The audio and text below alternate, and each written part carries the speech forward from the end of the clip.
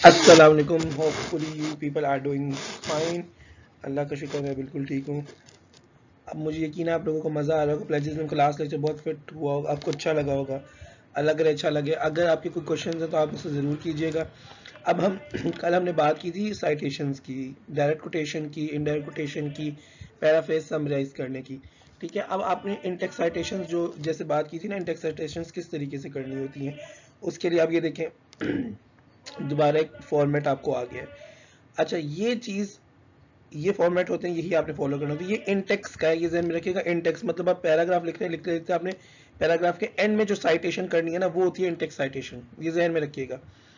अच्छा, Intex citations from a book journal article. अगर book journal article की होगी तो आप अपना लास्ट नेम या लास्ट नेम्स लिखेंगे कॉमा डाल के।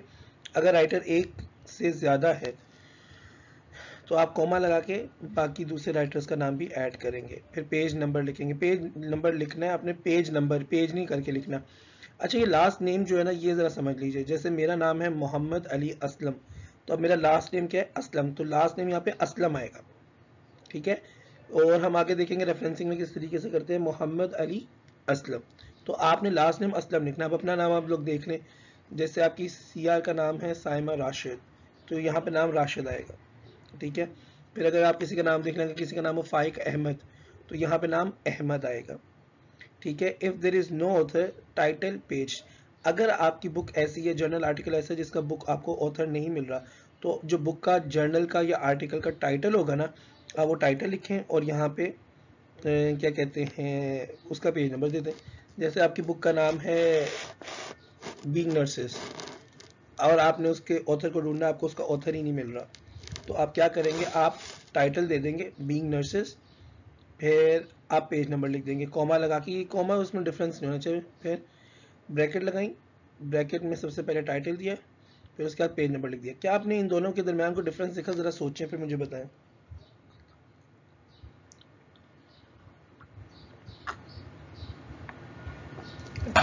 Exactly exactly. अगर आप लोगों ने पहचान लिया तो बिल्कुल ठीक। जब आपने नेम लिखा ना, तो वो सिंपली नेम था। एक नेम हो, दो नेम हो, तीन नेम हो, लास्ट नेम्स आप लिखेंगे बस। जब आप टाइटल लिखेंगे ना, तो आपने टाइटल को इन्वर्टेड कॉमास में लाजमी लिखना है, ये ध्यान में रखिएगा। सही। अब ये इंटेक्स साइटेशन ही चल रही है, फ्रॉम एन ऑनलाइन सोर्स। अगर आपने कोई ऑनलाइन सोर्स यूज़ किया है ना, तो फिर use either the author name, तो या तो आप ऑथर का नाम लिख दें, और if the page has no known author article title in parenthesis, parenthesis brackets को कहते हैं। वही वाला रूल है कि आप खाली, अगर आपने कोई क्या कहते हैं अपना वेबसाइट का सोर्स लिया ना, आप किसी वेबसाइट पे जाते हैं, वहां से आपने कुछ पढ़ा है और अब आप वो लिखते हैं, तो आपने क्या करना है, अगर उसका ऑथर है तो आप उसके ऑथर का लास्ट नेम लिखेंगे खाली। अगर आपके ऑथर का नाम आपको नहीं मिलता, तो जो आर्टिकल का टाइटल होगा ना, आप वो लिखेंगे। ये जो आर्टिकल का टाइटल है ना, ये बार बार ध्यान में रखिएगा, ये इन्वर्टेड कॉमास में आता है।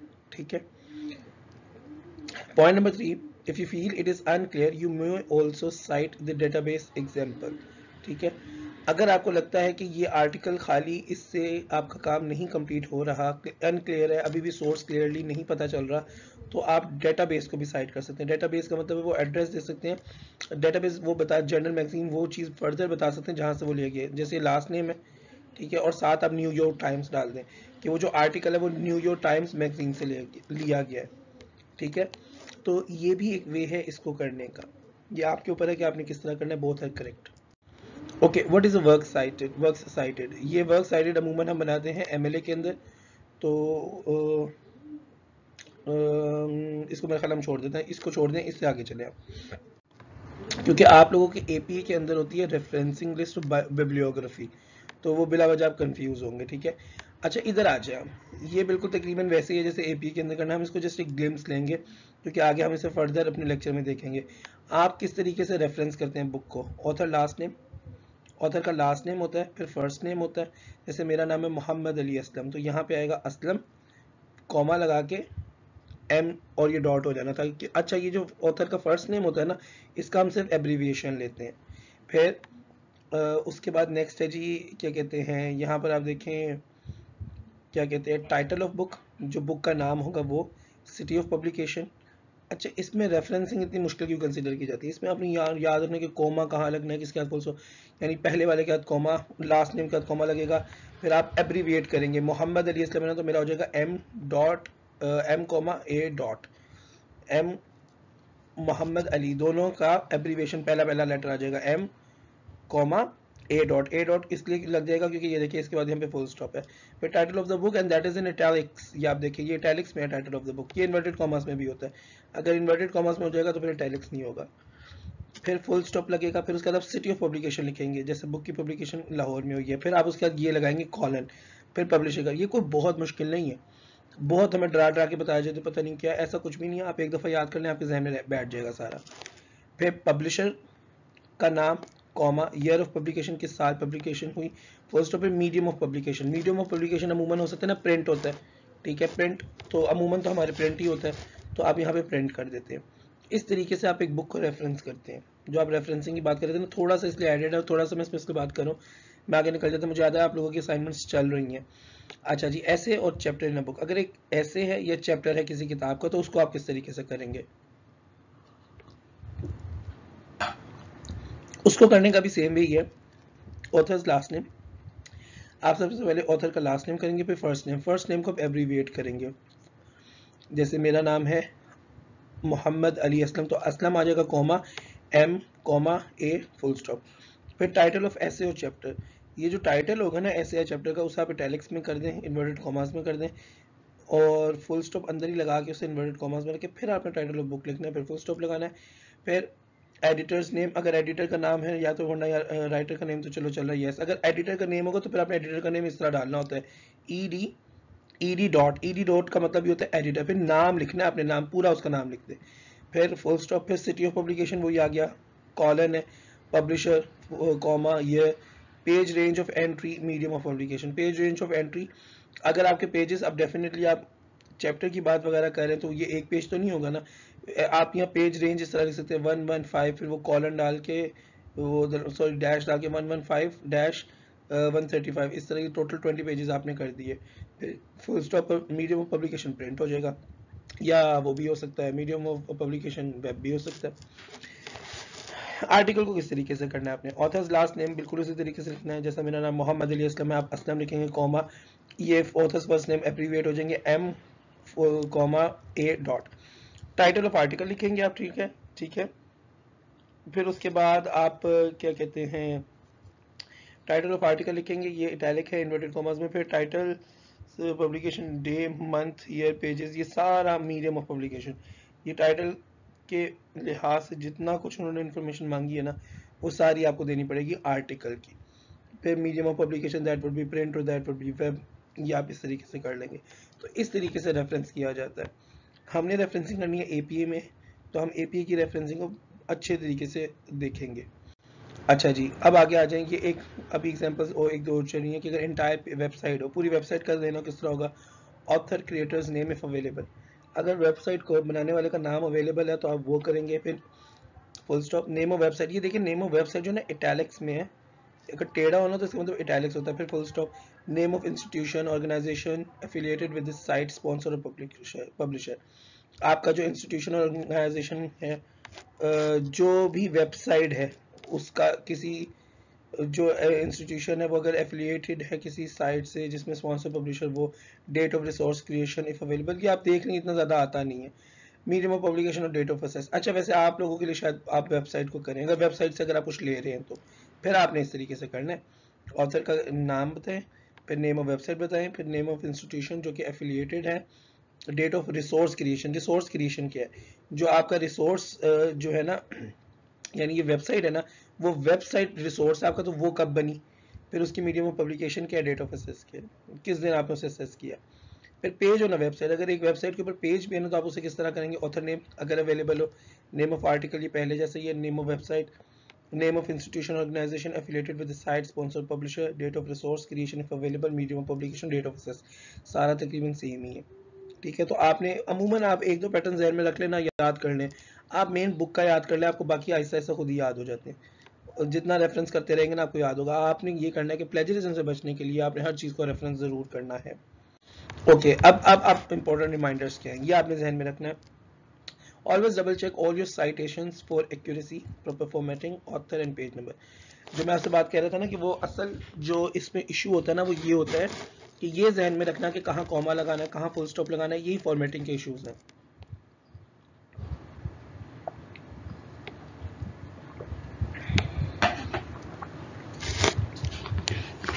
आपने लाजमी डबल चेक करना अपनी सारी साइटेशंस को, एक्यूरेसी के लिए, प्रॉपर फॉर्मेटिंग के लिए, ऑथर पेज नंबर, यानी आपने देखना कि आपने ऑथर का नाम, पेज नंबर वगैरह सब कुछ सही लिखा है। फिर make sure all your in text citations आप लोगों ने करनी है। Match the sources listed in the work cited. APA के अंदर ना बिब्लियोग्राफी होती है या रेफरेंसिंग होती है, तो वर्क साइटेड की जगह वो होगा। अब आपने ना ये क्लियर रखना है कि जितनी, ये बड़ा इंपॉर्टेंट पॉइंट है कि जितनी भी आपकी इनटेक्स साइटेशंस है ना, टेक्स्ट के अंदर आपने जितनी भी साइटेशंस की हैं वो सारी आपकी बिब्लियोग्राफी वगैरह के अंदर उसके अंदर हो, रेफरेंसिंग के अंदर हो। वर्क साइटेड की जगह एपी में होगा रेफरेंस, ठीक है। जस्ट ये आज हम इसको इसलिए डिस्कस करें कि आगे जो आने वाले ना उसकी एक थोड़ी ग्लिम्स आप लोगों को मिल जाए। रेफरेंस जो आप बनाएंगे ना रेफरेंसेस, उसमें वो सारे के सारे साइटेशंस आने चाहिए, यानी जितने भी आपने इंटेक्स में दिए हुए हैं ना जिन लोगों को रेफर किया, क्योंकि वो इंटेक्स की रेफरेंसिंग जो देखेंगे वो आपकी रेफरेंस लिस्ट में से देखेंगे, तो वो रेफरेंस में आना चाहिए। बिब्लियोग्राफी थोड़ी अलग होती है वो भी, लेकिन एपीए में बनाई जाती है, तो वो अभी हम देखेंगे किस तरह करना है। चलिए, anyone reading your work should be able to easily locate the original source of any material you use in your own work। आप अपने काम में जो भी किसी का ओरिजिनल काम यूज करें ना, उसे आसानी से वो लिस्ट, रेफरेंस कोड, सोर्स से मिल जाना चाहिए। कैसे होगा जी? इंटेक्स रेफरेंस आपने दिया जिसके अंदर हमने देखा था राइटर का नाम था और पेज नंबर था, वो राइटर के नाम से फौरन चला जाएगा रेफरेंस लिस्ट में, रेफरेंस लिस्ट में राइटर का नाम देखेगा और उससे देख लेगा कि अच्छा जी बुक का क्या नाम है। फिर वो क्या करेगा, वो उस बुक को जाके ढूंढेगा, वो उस बुक को फाइंड करेगा, इंटरनेट पे अवेलेबल है, पीडीएफ में मिल जाए तो ले ले, या तो फिर परचेज कर लेगा हार्ड कॉपी में। फिर वो उस बुक के उस पेज नंबर पे जाएगा जो आपने मेंशन किया और वहां से वो देखेगा कि अच्छा आपने सोर्स सही मेंशन किया है। हमारे यहाँ तो इतना नहीं होता, लेकिन ये बाहर चेक हो जाते हैं। फिर एक बात याद रखना, आपके थीसिस वगैरह में ये चेक होंगे। किस तरह चेक होंगे? टर्निट ऑफ सॉफ्टवेयर होता है और कुछ सॉफ्टवेयर हैं जो टीचर्स को दिए जाते हैं। टीचर्स उसमें आपका क्या कहते हैं, रिसर्च प्रपोजल या रिसर्च वर्क जो आपका ऐड करेंगे और वो फौरन निकाल देगा कि कहाँ कहाँ से आपने सारा कॉपी पेस्ट किया, वो ये कहाँ कहाँ से आपने लोगों ने प्लेजरिज्म किया। तो प्लेजरिज्म चेक करना, it's not know deal now, it's not deal now, it's quite easy. तो आप लोग को पूरी कोशिश करें कि आपने प्लेजराइज नहीं करना। अच्छा, ये इन्होंने बहुत अच्छी चीज़ दी कि गुड सोर्सेज कैसे हैं, ठीक है। अब गुड सोर्सेज कैसे, इसके साथ मैं आपको कुछ पाकिस्तानी एग्जांपल्स भी दे दूंगा अगर मेरे जहन में आती हैं तो। जैसे यूनिवर्सिटी प्रेसेस, जो यूनिवर्सिटी प्रेसेस होती है ना वो अच्छी हैं। जैसे हार्वर्ड यूनिवर्सिटी, ये ऑथेंटिक माने जाते हैं, यानी इनके जो काम है ना वो बहुत अच्छे माने जाते हैं। माना जाता है इनके काम एरर फ्री हैं, और जो भी ये बातें करते हैं ना वो डाटा, इनका जो डाटा होता है ना वो एविडेंस के ऊपर होता है। ऐसा नहीं होता कि इन्होंने प्रेजुडिस में लिखा हुआ है। हार्वर्ड यूनिवर्सिटी प्रेस के हो गए, कैम्ब्रिज प्रेस के हो गए, आपने देखा होगा बहुत ज़बरदस्त मेहनत है। हमारे यहाँ पे किस ये अभी क्या मेरे जहन से हमेशा इसका नाम निकल जाता है, ये जो गुलबर्ग में एक बुक शॉप है, एक लिबर्टी बुक शॉप है, उनको माना जाता है, उस प्रेस को माना जाता है। ऑक्सफोर्ड प्रेस का तो आपको इतना अंदाज़ा होगा कि आपकी जो स्कूल के बच्चे हैं, बच्चों की जो बुक्स होती हैं वो भी ऑक्सफोर्ड प्रेस की ही अमूमन होती हैं। हमारे यहाँ पे जैसे डॉगर पब्लिशर्स हैं, उनको बड़ा अच्छा माना जाता है। उसके अलावा मेरे जहन में और नहीं रहे, इल्मी वालों का भी अब नाम बन रहा है, इल्मी पब्लिशर्स हैं, ये भी आगे आ रहे हैं। फिर उसके अलावा नहीं, क्या नाम है उसका, आप में से शायद किसी को मालूम हो, गुलबर्ग में सदीक सेंटर से बिल्कुल आगे जाएं तो वो एक आगे आती है बुक हाउस है, वो उनका भी बहुत अच्छा नाम माना जाता है। अच्छा, इसी तरीके से आ जाए मेजर पब्लिशिंग हाउसेस, ये पब्लिशिंग हाउसेस होते हैं। फिर उसके अलावा पेंगुइन हो गया, रैंडम हाउस हो गया, ये इंटरनेशनली फेमस हैं सारे के सारे। हमारा अपना पब्लिशिंग हाउस है एक, जिससे मैंने भी कांटेक्ट किया था। हमारा वैसे ये जो डॉगर का मैंने नाम लिया था ये पब्लिशिंग हाउस है, इल्मी भी जो है ये भी पब्लिशिंग हाउस है, प्रेसेस नहीं है, सॉरी। अच्छा, मेरे जहन से नाम निकल गए सारे। हमारे भी वैसे कुछ हैं, मेरे जहन में आएंगे तो मैं आपको वैसे बता दूंगा। चलें, उसके अलावा वेल नोन ऑर्गेनाइजेशंस, इनके सोर्सेज, बात ये है कि आपकी गुड सोर्सेज क्या हैं? वो सोर्सेज जो ऑथेंटिक हो, जिनकी दुनिया में ये ऑथेंटिसिटी मानी जाती है कि वो लोग एविडेंस या फैक्ट्स पे बात करते हैं, ठीक है। अब जैसे ऑर्गेनाइजेशन है दुनिया की, यूनाइटेड नेशंस, गवर्नमेंट वेबसाइट्स, इनको माना जाता है। अब देखो ना, हमारा जो कोविड का जितना भी डाटा लिया जा रहा है वो सारा का सारा गवर्नमेंट की वेबसाइट से लिया जा रहा है, ऐसा तो नहीं ना किसी पर्सनल बंदे ने लिख के लगा दिया, दैट इज प्रेजुडिस। अच्छा, एक और चीज़ मैं आपको बताऊँ, आप लोग बहुत ज़्यादा चीज़ें मटेरियल उठाते हो विकीपीडिया से। Wikipedia is not a good source. Wikipedia bad source में कंसिडर किया जाता है, विकीपीडिया अच्छा सोर्स नहीं है। ये बड़ी ज़बरदस्त एग्जाम्पल आ गई जहन में। Wikipedia is not a good source, वो अच्छा सोर्स नहीं माना जाता। ठीक है, फिर इन्होंने कहा well known newspapers, New York times, Pakistan में जंग, द न्यूज़, डॉन, ये अच्छे न्यूज़पेपर्स माने जाते हैं, इनके सोर्सेज अच्छे माने जाते हैं। बाकी आप लोकल कुछ न्यूज़पेपर्स देख लें, वो अजीबो गरीब सी खबरें चला रहे होते हैं, तो वो ऑथेंटिसिटी का इशू आ जाता है। फिर वेल नोन मीडिया सोर्सेज, जैसे बीबीसी आ गया, CNN आ गया, हमारे इतने ज़्यादा हैं, जियो है, ARY है, बियोल है, पता नहीं और कितने हैं, लेकिन हमारा बड़ा क्लियर है। ये जो हमारे मीडिया सोर्सेज हैं बहुत ज़्यादा खबरों को डिस्टोर्ट करते हैं, हम इनकी खबरें कोड नहीं कर सकते। हमें साफ नजर आता है कि जियो जो नून लीग की तरफ टिल्ट है, ARY और ये तो चलाती है हुकूमत के हक में नारे लगा रहे, वो तो लगता ही है कि हुकूमत के चैनल्स हैं। तो हमारा मीडिया जो सोर्सेज है ना, वो इतने ऑथेंटिक नहीं है। हमने देखा है कि एक खबर किस तरह चल रही होती है, कितनी तोड़ तोड़ के उसको बता रहे होते हैं, इस तरह टिल्ट कर रहे होते हैं, उसका रुख ही मोड़ देते हैं। फिर मैगजीन्स, आपके जो अच्छे मैगजीन्स हैं, पहले हम मैगजीन्स में आ जाते हैं, हमारे पास फोर्ब्स है, बहुत अच्छा माना जाता है, FORBES, फोर्ब्स है। फिर वो है, क्या नाम है उसका, न्यूयॉर्क टाइम्स है।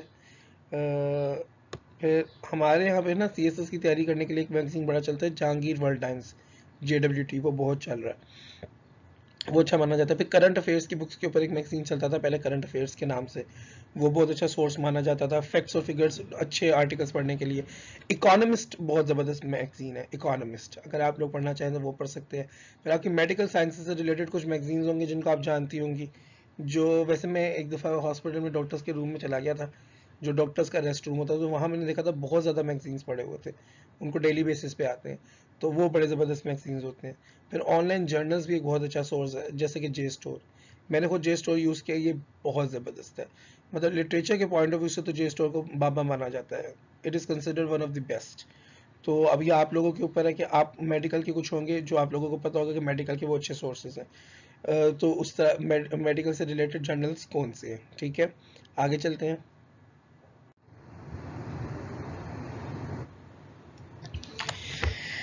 चलिए जी, अब हम लोग अब आ गए बैड सोर्सेज की तरफ।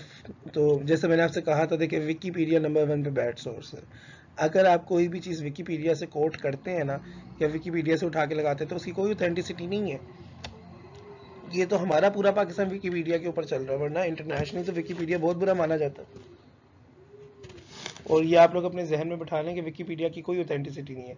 तो अगर आप लोगों का रिसर्च वर्क विकीपीडिया से होता है, आप कोई आर्टिकल विकीपीडिया से उठाते हैं, या कोई चीज़ विकीपीडिया से आप लोग कोट करते हैं, तो वो ऑथेंटिक नहीं मानी जाएगी। ये आप लोग अपने जहन में आप लोग ये चीज़ रख लें। ठीक है, तो क्या कहते हैं, अब विकीपीडिया को बैड सोर्स क्यों कंसिडर किया जाता है, ये भी चीज़ें आप जहन में रख लें। बात ऑथेंटिसिटी की है विकीपीडिया के ऊपर ना, अब जाके उन्होंने कुछ अपनी चीज़ें चेंज की हैं, अपने क्या कहते हैं पैटर्न्स, फॉर्मूलाज वगैरह, एल्गोरिथम चेंज किया। वरना पहले ये होता था कि विकीपीडिया पे जाके कोई भी कुछ भी ऐड कर देता था, अभी भी बस थोड़ा सा टेक्निकल नो हाउ हो तो आप चीज़ें ऐड कर देते हैं। आपने देखा है, जैसे अब एग्जांपल मैं अपनी दे देता हूँ, अब विकीपीडिया के ऊपर एक डेफिनेशन आती है पटवारी की। अब पटवारी कोई वर्ड ही नहीं है, बट इन्होंने PTI वालों ने नून लीग वालों को तंग करने के लिए पटवारी का वर्ड ऐड किया और उसको डिफाइन करते हैं, an educated person who supports his leader without any, वो मतलब even when he knows he is corrupt, इस तरीके से की कोटेशन डाली हुई है उसकी, क्या कहते हैं विकीपीडिया के ऊपर पटवारी की है। इसी तरीके से PTI का रखे उन्होंने, क्या कहते हैं PTI के फॉलोअर्स के ऊपर रखे नून लीग वालों ने डाली हुई है। तो विकीपीडिया पे वो सारा कुछ शो होता है, तो it's not a good source, it's a bad source. ये आपने ध्यान में रखना। इसकी वजह क्या है कि इसके एल्गोरिदम इस तरह का रहा है कि इसमें कोई भी जाके चीज़ें ना चेंज कर देता है, तो कोई भी आप इन्फॉर्मेशन डाल दें वो विकीपीडिया में शो होने लग जाती है। तो आपने को विकीपीडिया से कोई चीज़ देखे, विकीपीडिया से जाके आप आर्टिकल सर्च करें, अच्छे जर्नल सर्च करें, बुक सर्च करें, मैगजीन सर्च करें, वो और चीज़ है। पर विकीपीडिया पे कोई भी इन्फॉर्मेशन है वो डायरेक्टली आप कोट नहीं कर सकते, ये ध्यान में रखिएगा। मेरी एक मैम थी, बहुत ज़बरदस्त टीचर थी, वो कहती थी everything on internet is not authentic, बस ये ध्यान में रखें। नंबर 2 है पर्सनल ब्लॉग्स। ये जो लोग पर्सनल ब्लॉग्स लिखते हैं ना, ये उनके पर्सनल ओपिनियंस होते हैं, लाजमी नहीं है कि क्या कहते हैं वो ओपिनियंस ऑथेंटिक भी हो। गलत भी हो सकते हैं। तो पर्सनल ब्लॉग्स को आप कोट नहीं कर सकते, सोर्स अच्छे सोर्सेज नहीं है। यानी एक राइटर है जिसका नाम है जनाब क्या कहते हैं, बेल्जिन करके नाम है उसका, कोई बेल्जियम का वो राइटर है, तो वो पर्सनल वैसे ब्लॉग्स अपने ओपिनियन देता है इंटरनेशनल सिनारियो पे, पॉलिटिक्स के ऊपर। आप उसको जाके कोट कर दीजिए कि गोरा है, इसका नाम गोरों में आ जाता है, जी नाम भी बाहर का है तो शायद वो बड़ा क्रेडिबल होगा, ऐसा कुछ भी नहीं है। ये हमारे यहाँ गोरा कॉम्प्लेक्स है कि हमारे हर शो के अंदर एक गोरा आता है जज करने के लिए, या हम बड़े ज़्यादा गोरों से इंस्पायर्ड हैं कि वो बात करें तो हम उससे ऑथेंटिक होते हैं, ऐसा कुछ भी नहीं है। पर्सनल ब्लॉग्स जो हैं वो आपके बिल्कुल ऑथेंटिक नहीं कंसिडर किए जाते। यानी अगर मैं या आप में से कोई अपना ब्लॉग बना लें और हम उसमें अपने पर्सनल ओपिनियंस शेयर कर रहे हैं तो वो ऑथेंटिक सोर्स नहीं माना जाता, क्योंकि आपने देखा बाज़ औक़ात हिस्ट्री को बहुत ज़्यादा ये ख़राब करके दिखाते हैं, और ब्लॉगर्स जो बहुत ज़्यादा करते हैं इस तरह की हरकतें। अच्छा, एक ब्लॉगर ऐसा है, बड़े कम होंगे, एक ब्लॉगर ऐसा है जिसकी पूरी दुनिया में ऑथेंटिसिटी बन चुकी है कि बहुत अच्छा लगता है, वो आप ले सकते हैं, लेकिन आप उसको भी वहां कोट करेंगे जहां वो एविडेंस के ऊपर बात कर रहा है। उसको आप अथॉरिटी के तौर पे पेश नहीं कर सकते। आप मिसाल के तौर पे आप देख लेना पाकिस्तान के और इंडिया के ब्लॉगर्स क्या करते हैं, एक दूसरे के खिलाफ ऐसी कैंपेन चलाते हैं जिसमें लास्ट तो ये है ना कि उनकी टेक्स्ट बुक में तुम जीते हो, हमारी टेक्स्ट बुक में हम जीते हैं, यानी तीनों जंगे उनके नज़दीक तो वो जीते हैं, हमारे नज़दीक हम जीते हैं। तो ये ब्लॉगर्स जो होते हैं ना, ये बहुत ज़्यादा इन्फॉर्मेशन को डिस्टॉर्ट कर देते हैं। फिर अब आप ये देखें ना, पृथ्वीराज चौहान को शिकस्त हुई थी महमूद गजनवी के हाथों, अल्लाह ताला मेरी कमी विश्वास करे अगर मैं गलत कह रहा हूँ, लेकिन इंडिया वाले जो है ना वो उसको ये लिखते हैं, दिखाते हैं कि जी पृथ्वीराज चौहान जीत गया था, हालांकि ये हिस्टोरिकल फैक्ट है कि वो हारा था, लेकिन उन्होंने ड्रामा बनाया, उन्होंने इस तरीके से अपने ओपिनियन सेट किए कि नहीं जी नहीं, वो तो जीता था। तो ये जो पर्सनल ओपिनियन के ऊपर चीज़ें होती है ना, ये they are bad sources. Okay, next one is non credible newspapers, magazine and editorials. ये जी बात हो रही है, बहुत से ऐसे न्यूज़पेपर्स होते हैं, मैगजीन्स होते हैं, एडिटोरियल्स होते हैं, एडिटर्स होते हैं जिसमें वो अपना व्यूज़ देते हैं। ये नॉन क्रेडिबल सोर्सेज हैं, ठीक है, ये क्रेडिबल नहीं है। अब न्यूज़पेपर्स हैं कुछ ऐसे हमारे यहाँ भी हैं जिनको आपको, जैसे जो लोकल न्यूज़पेपर्स चल रहे हैं ना, तो वो अपने अपने क्या कहते हैं टीआरपी बढ़ाने के लिए ना बड़ा सनसनी खबरों को बना के पेश करते हैं। जो मेरे जहन में आइडिया वो नाम आए उनके, ये जो हमारा उर्दू पॉइंट चल रहा होता है, आपने देखा होगा सोशल मीडिया पे एक हमारा बड़ा न्यूज़पेपर इन ऑनलाइन है, ई न्यूज़पेपर है उर्दू पॉइंट, उसको लोग बहुत ज़्यादा पढ़ते हैं, बहुत फॉलो करते हैं, उसमें बड़ी गलत इन्फॉर्मेशन होती हैं। फिर इससे मुझे वो याद आ गया, आप सब ने तकरीबन सुना होना हकीकत टीवी। मेरा भतीजा मेरे पास ना भांजा भाग के आया, कहता है अली मामू एक दुनिया के इस कोने में ऐसी करके फिश रहती है, तो बिल्कुल ऐसी, उसके पता नहीं कि इंसान जैसा, आदि इंसान जैसे पाँव आते हैं, ये वो फला फला फला। मैंने कहा, मैं तो कहता हूँ कि ऐसी फिश होती है, क्या आप जानते हैं? मैंने कहा ये आपको किसने कहा है? कहता वो मैंने ना हकीकत टीवी पे सुना, हकीकत टीवी वाले बता रहे थे। तो फिर मैंने उसे कहा हकीकत टीवी पे कुछ हकीकत नहीं होती। तो आप देखें ना, हकीकत टीवी की कोई क्रेडिबिलिटी नहीं है, उसकी वजह यही है कि वो फैक्ट्स को डिस्टॉर्ट करते हैं और अपनी मर्जी से स्टोरीज बना बना के सुना रहे होते हैं। Okay, next point is think about bias. आपने बायस के बारे में भी सोचना है। कोई ऐसी चीज़ जिसमें आपको नजर आओ कि बायस्ड ओपिनियन है, तो वो बैड सोर्सेज हैं, ठीक है। अब जैसे देखें ना, इंटरनेशनली जो है ना, हमारे पास वैसे क्या प्रूफ है वो हम बात कर लेते हैं। अब जो 28 फरवरी को, आई थिंक लास्ट 28 फरवरी को इंडिया पाकिस्तान के दरमियान 2019-2020 में हुआ। अब बायसनेस, हम इसको बायसनेस कर सकते हैं कि हम कहते हैं कि वहाँ पे कोई चौकियाँ नहीं थी, इंडिया वाले कहते हैं कि वहाँ पे चौकियाँ थी और जिनको उन्होंने टारगेट सर्जिकल स्ट्राइक्स की, उड़ाया, फला फला फला। अब ये उनका बायस व्यू, ये हमारा बायस व्यू। इंटरनेशनल ऑब्जर्वर्स जिस चीज़ के ऊपर बात करते हैं ना, वो ये है कि हमने अभिनंदन का जहाज़ गिराया, हमने अभिनंदन को गिराया और उसके बाद हमने अभिनंदन की जो खातिर तवाज़ा की लोग अवाम ने की, फिर जिससे हमारी आर्मी ने उसको सेव करके लेके गए, उससे जितना अच्छा सलूक किया, ये इंटरनेशनल रिकग्निशन। ऑथेंटिक इसमें अब सोर्स क्या है? बैड सोर्सेज जो हो सकते हैं ना, वो ये हो सकते हैं कि वो जो इंडिया वाले लगे थे कि जो 150 वहाँ पे लोग थे, 300 को टेररिस्ट उन्होंने अपनी तरफ से बनाए हुए थे, ये बैड सोर्सेज हैं, ये बायस है, ये उनका इंडिया का मीडिया मानता है, हम नहीं मानते। अच्छा, हम कहते हैं कि ऐसा कुछ भी नहीं है, चलो इसको भी आप बायस कह सकते हैं कि जी हम पाकिस्तानी धर्म में डिफेंड करना, हम झूठ बोल रहे होंगे। इंटरनेशनल मीडिया को ले लेते हैं, इंटरनेशनल मीडिया ये बात करता है कि वहाँ पे कोई सोर्सेज नजर नहीं आते कि वहाँ पे लोग रिहाइश पजीर थे, कोई चौकियाँ शौकियाँ नजर नहीं आती, ठीक है। तो आप इंटरनेशनल मीडिया की, यहाँ पे मैं बात इसलिए कर रहा हूँ क्योंकि उनको हम न्यूट्रल ऑब्जर्वर्स मांगेंगे ना, इंडिया और पाकिस्तान को तो हम कह देंगे जी जरा बायस है, उनको तो न्यूट्रल मानेंगे ना, तो उनकी सुन लें आप, उनकी भी सुन लें। तो वहां पे नहीं थी चौकियां। उसके बाद सबसे मजे की चीज, अभिनंदन, ये अब एविडेंस है, इससे बेहतरीन एग्जाम्पल एविडेंस की हो ही नहीं सकती। हमारी जीत कहाँ पे हुई? हमारी जीत यहाँ पर हुई कि हमने उनके 2 जहाज गिरा दिए, फिर हमने उनके पायलट गिरा भी दिया और हमने दिखा भी दिया कि देखिए ये इंडिया वाले हमारे मुल्क में इन्फिल्ट्रेट कर रहे थे, हमने गिरा के भी साइड में। फिर इसका इंटरनेशनल इफेक्ट बहुत ज़बरदस्त किया, पूरी दुनिया को ये पता चल गया कि आप अगर पाकिस्तान की हदूद में एंटर होने की कोशिश करेंगे तो हमारे पायलट्स ऐसे हैं कि वो मार गिराएंगे। इंडिया दुनिया की इतनी बड़ी ताकत है, हमने उनके गिरा के साइड पे पायलट खड़ा कर दिया। तो ये सोर्सेज है। सोर्सेज की बात कीजिए तो क्रेडिबिलिटी हमारी है कि हमारे पास एविडेंस है कि हमने तो उनको मार गिराया। ठीक है, तो ये आपने गुड सोर्सेज और बैड सोर्सेज का काइंडली ये फर्क ज़हन में रखिएगा। आप लोग बैड सोर्सेज ज़्यादा हम लोग कोट कर रहे होते हैं तो वहीं पे हम फंस जाते हैं। अच्छा जी, अब ये एक आर्टिकल है, एक रिपोर्ट है, और फिर उसके अंदर क्या कहते हैं उन्होंने थोड़ा बहुत बताया है इसके आगे कि किस तरीके से आपने इसको करना है। Thousands of Rohingya refugees stranded near Bangladesh Myanmar border UN. ये आपको पता है कि क्राइसिस आया था 2017 में कि रोहिंग्या, ये मुसलमान है, रेफ्यूजीज पनागुजीर, कि हज़ारों रोहिंग्या पनागुजीर जो है स्ट्रैंडेड, वो बांग्लादेश और म्यांमार के बॉर्डर के दरमियान में फंसे हैं। कैसे? म्यांमार ने हज़ारों रोहिंग्यास को ना बांध कर बैठा के कश्ती में छोड़ दिया था बांग्लादेश की तरफ, और बांग्लादेश ने उनको लेने से इनकार कर दिया। यूएन, अब ये सोर्स क्या, यूएन ने कोट किया।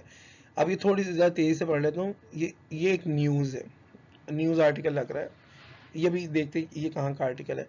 Okay, 17 October 2017, the United Nations Refugee Agency is concerned about the humanitarian condition of up to 15,000 Rohingya refugees who are stranded in paddy fields near the Bangladesh-Myanmar border। अब वो United nation का ये कह रहे हैं कि वो रेफ्यूजी एजेंसी जो है ना उनकी, वो उन 15,000 रोहिंग्यास के बारे में बड़ी परेशान है जो कि बांग्लादेश और म्यांमार के बॉर्डर में फंसे हुए हैं। Since Sunday night, an estimated 10,000 to 15,000 Rohingya refugees have entered Bangladesh through the Anjuman Park border crossing point in UK district। अच्छा, मेरे ख्याल है सारा पढ़ने की जरूरत नहीं है। ईस्ट अच्छा ये देखो, ये एक चीज़ थी इसमें, ठीक है। District in the country south east, यानी संडे नाइट से पता चला 10,000 से 15,000 रोहिंग्या रेफ्यूजीज जो है ना वो बांग्लादेश में एंटर हुए अंजुमना पारा बॉर्डर से, और वो वहाँ स्ट्रैंडेड है। अब ये क्या, अंद्रेज महकी spokesperson for the office of UN High Commissioner for Refugees told reporters Tuesday in Geneva। ये जो spokesperson था ना UNHCR का, वो उसने यूनाइटेड नेशन की ये एजेंसी है, यूनाइटेड नेशन की एजेंसी है, तो उसका जो spokesperson था ना उसने बताया। अब ये देखो ये कोट किस तरीके से किया, वो डायरेक्ट कोट जो उसने एज इट इज अल्फाज बोले ना, वो ये देखे डायरेक्ट कोट लगाकर उसमें बात किया, फिर वो स्पोक्सपर्सन बताया और ये भी बताया वो कहाँ का है। ठीक है, फिर उसके बाद उसका फर्दर भी आगे बता रहे हैं, ये देखें। Many say they had initially chosen to remain in their homes in Myanmar's northern Rakhine state despite repeated threats to leave or be killed। ज़्यादातर लोग ये कहते हैं कि उनको म्यांमार से बहुत ज़्यादा थ्रेट्स मिली हुई थी। ये म्यांमार का आपको पता है क्राइसिस अभी हुआ था 2017 में, फिर तो ये बोर्डोगॉन गया था, उसने उनको गले लगाया था, फिर रेफ्यूजीज़ को रखा था कि रखाइन स्टेट के अंदर से उनको रिपीटेडली थ्रेट्स आ रही थी कि या तो आपको मार देंगे, यहाँ से निकल जाओ। They finally fled when their villages were set on fire. वो गए नहीं, उन्होंने अपने विलेजेस छोड़े नहीं, जब तक नहीं गए जब तक उन आग नहीं लगा दी, उनके गाँव को आग लगा दी। देखिए कितना जुल्म इस दुनिया में हो रहा है। अब तो हज़रत मेहदी का आने का वक्त हो गया है, जो लगता है वो यही है। इस पर भी हम जब क्लास में होंगे ना तब बात करेंगे। अच्छा, अब आप ये देखिए उसने किस तरीके से यहाँ पर वो किया है, कोट किया है इन्वर्टेड कॉमर्स में सारी एज इट इज़ बात बताइए। किसी एक बंदे ने ये ना ये रिपोर्टर की बात है, जो सॉरी स्पोक्स पर्सन है ना उसकी बात है। अब स्पोक्स पर्सन के लिए उसने सिंपल यहाँ पे कर दिया ही एडेड, वो बात उसकी ही कोट कर रहा है। एक और देख लेते हैं। Tensions have escalated into violence in Myanmar's northern Rakhine state since 25 August, an estimated 5,800 to 8,000 Rohingya muslims have arrived in Bangladesh. अब वो बता रहे हैं कि टेंशन बहुत ज़्यादा म्यांमार में हुई है, रखाइन स्टेट में, और बहुत ज़्यादा 5,82,000 मुसलमान रोहिंग्या जो है ना बांग्लादेश में आ चुके हैं। ठीक है, अब ये सारी रिफ्यूज चल रहा है और उसमें हम देख रहे हैं कि किस तरीके से वो कोट कर रहा है ताकि प्लेजरिज्म ना हो। आगे देखते हैं। ये उन्होंने वो एक मैप भी दे दिया, आप ये देख सकते हैं, ये म्यांमार है, ये बांग्लादेश है, यानी यहाँ से उन्होंने वो रखाइन स्टेट है इधर कहीं, तो वहाँ से निकल के वो बांग्लादेश में आ गए मुसलमान। चले, अब ये देखें समराइजिंग सोर्स। अब उस सोर्स को जो हमने अभी बात की थी ना, उसको आप समराइज किस तरीके से करेंगे। वो सारा का सारा पढ़ा हमने थोड़ा सा पढ़ा था, थोड़ा आप उसको एक दफ़ा फिर पढ़ लीजिएगा, तो अब आप उसको देख सकते हैं। अब उसके बाद आप देखिए समराइज किस तरह करें। A recent UN News Center article, अब वो यूनाइटेड नेशन का न्यूज़ सेंटर का आर्टिकल था ना, आपने सीधी उससे बात इस तरीके से की है कि UN news centre article describes the increasing challenges the UN refugee agency faces as it response to the Myanmar refugee crisis. कि UN रेफ्यूजी एजेंसी जो है ना उसको क्या क्राइसिस आ रहा है, जैसे म्यांमार के अंदर जो क्राइसिस बढ़ रहा है ना, तो उनको भी क्राइसिस आ रहा है कि वो किस तरीके से टैकल करें। इन जस्ट अंडर 2 months, सिर्फ 2 महीनों में 5,82,000 Rohingya Muslims have fled Myanmar to Bangladesh after threats of violence and death. 2 महीनों में 5,82,000 मुसलमान जो है ना रोहिंग्या म्यांमार से बांग्लादेश आए हैं। The UNHCR is bringing food and water to these refugees who continue to be stranded near the Myanmar-Bangladesh border. अब ये जो यूनाइटेड नेशन की रेफ्यूजीज के लिए एजेंसी है ना, वो उनको फूड और शेल्टर प्रोवाइड करने की कोशिश करी, खाना पीना प्रोवाइड करिए जो फंसे हुए हैं। UNICEF is concerned that without more funding, they will not be able to continue giving life-saving aid and protection to Rohingya children who have fled horrific violence in Myanmar. अब वो बता रहे हैं कि UNICEF ये जो एजेंसी है वो बता रही है कि हमें ज़्यादा फंड नहीं मिले ना तो हम ज़्यादा देर तक इनको प्रोटेक्ट नहीं कर पाएंगे। और उसके कुछ अल्फाज आप देखें, कुछ अल्फाज जो है ना उस आर्टिकल के जो हमने भी पढ़ा था, इन्होंने एज इट इज कोट कर देंगे ये वाले, तो उन्होंने इन्वर्टेड कॉमर्स में लिखा। अब उसके बाद देखिए उन्होंने आर्टिकल का नाम लिख दिया और वो आर्टिकल का नाम ये है, 1000 of Rohingya refugees stranded near Bangladesh Myanmar border this. हमने देखा था कि किस तरीके से कोट करना है, ये थी। अब आप ये देखें कि इनके पास राइटर का नाम नहीं था तो इन्होंने आर्टिकल का नाम लिख दिया और वो इन्वर्टेड कॉमर्स में कर दिया। ठीक है, अगला देखते हैं। अब पैराफ्रेज किस, ये समराइज करना था, जो सारा का सारा था ना वो देखिए शॉर्टर वर्जन में उन्होंने समराइज कर दिया। अब पैराफ्रेज किस तरीके से कर रहा है, let's say we want to paraphrase the following bit of information. ये इंफॉर्मेशन है, अब आपने इसको पैराफ्रेज करना है। किस तरह करेंगे, many say they had initially chosen to remain in their homes in Myanmar's northern Rakhine state despite repeated threats to leave or be killed. ज़्यादातर ये कहते हैं कि उन्होंने ये कोशिश की थी कि वो रखाइन स्टेट में ही रहें, बेशक उनको रिपीटेड थ्रेट्स थी मारने की या उनको कत्ल कर दिया जाएगा या वो भाग जाए, लेकिन वो वहीं रुके। They finally fled when their villages were set on fire, he added. लेकिन वो असल में उस वक्त भागे थे जब उनके आग लगा दी गई ना उनके गांव को, फिर वो लोग वहां से भाग गए। ये भी उसने ऐड किया था। अब ये वो एक उसने चंक लिया वहां से, एक पैराग्राफ उठाया, उसको अब ये करने लगा पैराफ्रेज। हमने बात की थी समरी जो है वो छोटी होनी चाहिए ओरिजिनल से, पैराफ्रेज जो है ना वो लॉन्गर शॉर्ट दोनों हो सकती है। अब वो बता रहा है क्या जी, पैराफ्रेज क्या, दो देवर थ्रेटन, दो देवर, वहां पे उसने क्या कहता है, many say they had, many से, यानी यहाँ पे टोन डायरेक्ट है कि वो कहते हैं, यहाँ पे क्या टोन है देखो। अब आप बता रहे हो ना, though they were threaten with violence and death many people from the northern Rakhine state did not leave their houses until their villages were set on fire. अब उसे कितने अच्छे अंदाज में सिंपल कर दिया जी कि उन्हें अगरचे थ्रेट था कि उनको मार दिया जाएगा, लेकिन वो लोग वहीं रहे यहाँ तक कि उनके गांव को आग लगा दी गई, तब वो वहां से भागे निकले। अब देखो सोर्स को कैसे कोट किया है, पैरेंथेसिस इन्वर्टेड कॉमर्स के अंदर, thousands of Rohingya refugees stranded near Bangladesh Myanmar border UN. ये शुरू में आपने देखा था आर्टिकल का टाइटल था, टाइटल उन्होंने कर दिया इन्वर्टेड कॉमर्स में किया, पैरेंथेसिस क्लोज और एंड में फुल स्टॉप लगाया। तो इस तरीके से अगर आप पैराफ्रेज भी कर रहे हैं ना इस एक सोर्स को, तो आप लोगों ने इस तरीके से उसको फिर क्या कहते हैं अपना, आपने डायरेक्ट उसको रेफरेंस करना है। फिर कोटिंग अ सोर्स, एक कोड को एज इट इज कैसे आप करना चाहते हैं, ये इस तरीके से हो सकता है।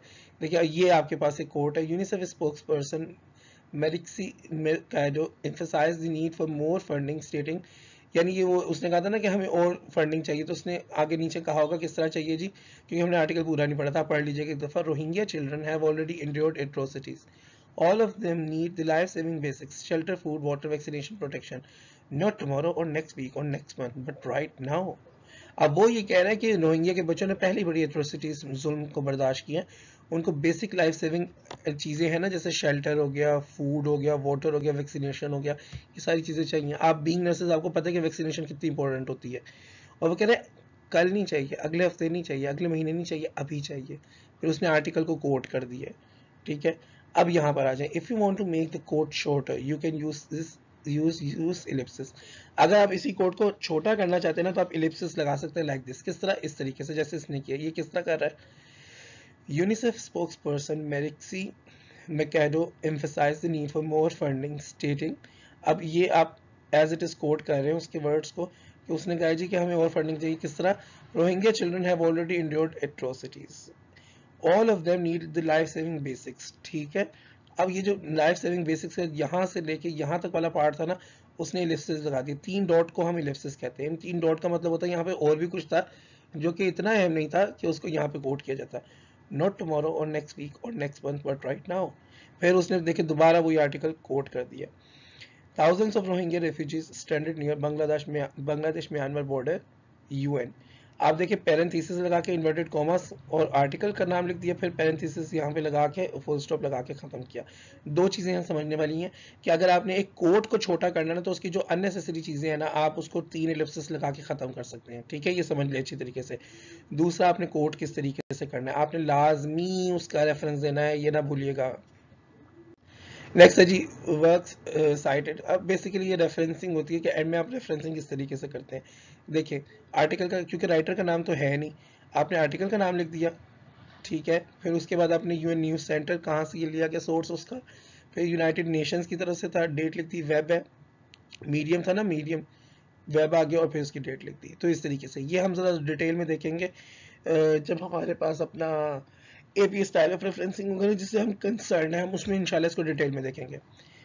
ओके जी, any questions? If you have any question you may ask me. Thank you for listening. अपना ख्याल रखिएगा, फिर इंशाल्लाह नेक्स्ट लेक्चर में आपसे मुलाकात होगी। अस्सलाम वालेकुम।